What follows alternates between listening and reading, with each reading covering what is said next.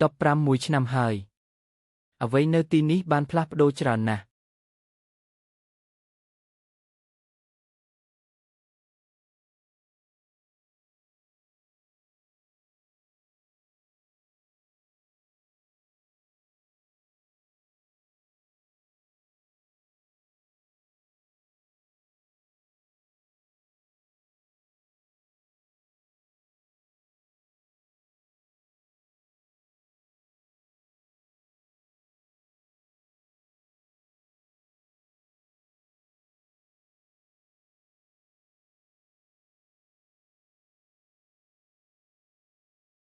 ខេសើតើបងនៅចាំអូនដែរឬទេ15ឆ្នាំហើយរូទីបំផុតបងនឹងបានជួបអូនម្ដងទៀតហើយ